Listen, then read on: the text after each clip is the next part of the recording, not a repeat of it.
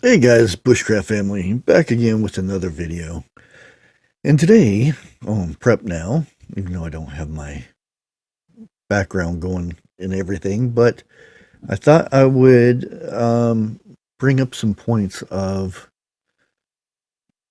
things that are going on right now. We really should be stepping up on our preps. We have a very bad storm coming.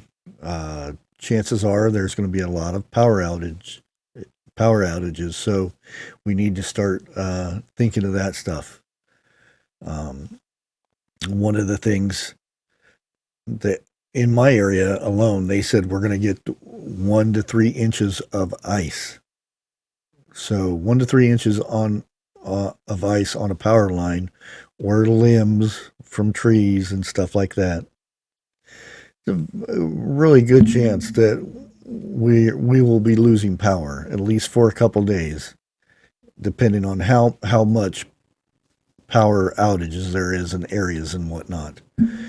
Because even with just a regular summer storm or something like that, when a line goes down or something in this area, it usually takes a couple days. So I imagine if there's a lot of outages and things, that's something we need to be thinking about. Not only will temperatures be dropping, uh, we have the issue of heating.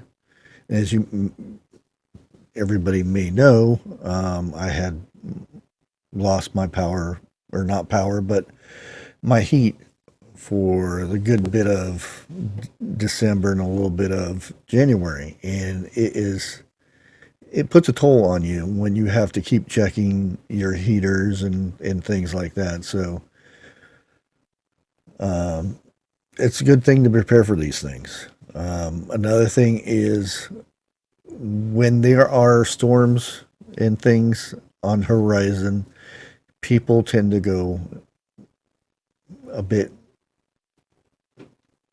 nuts when they go to the store and buy some weird stuff and things.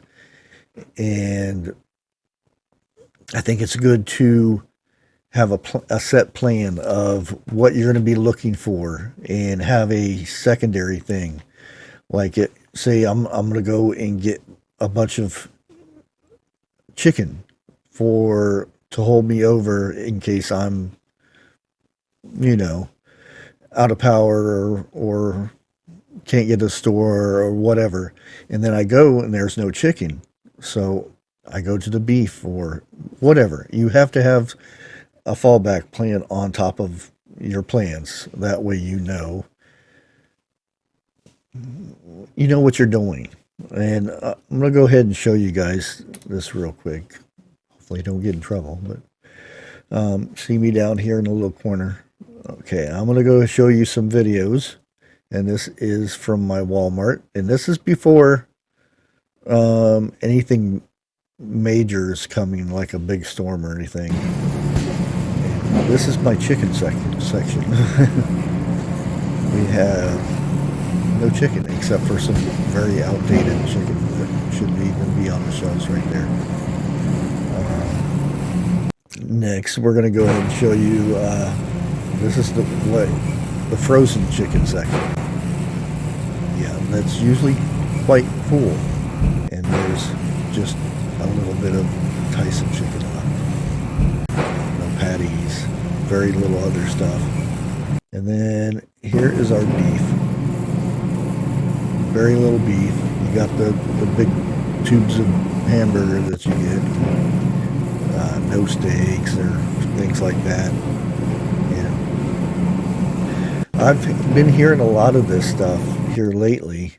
Um, is like that in other stores, and there are some stores saying that we have food stacked to the rafters in here. There's no shortages at all.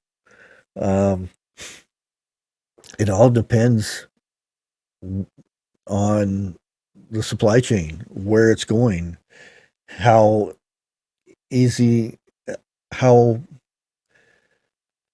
like we have the ports in Los Angeles, San Diego, and the Gulf, and we have them in Florida. So you would think, well, we'll put we have them in Savannah, Georgia, okay, or wherever they're at. But once the closest places to those areas will have more stock and stuff because it's easier to get to and stuff. Um, once they unload from the cargo ships, they're in them big long lines, and then they get picked up and go to a warehouse.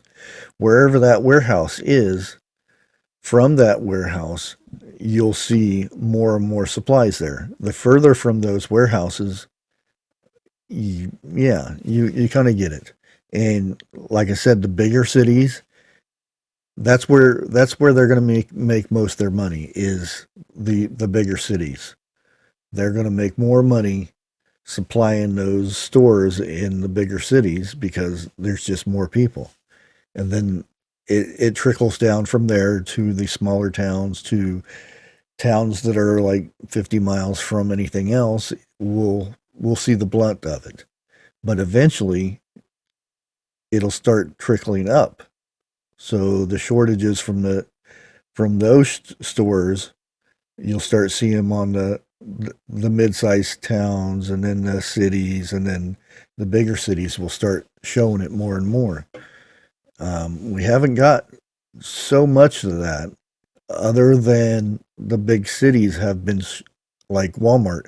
They have been shutting down some of their Walmarts, so that some people actually have to go 4 or 5 miles out of their way to go to another Walmart.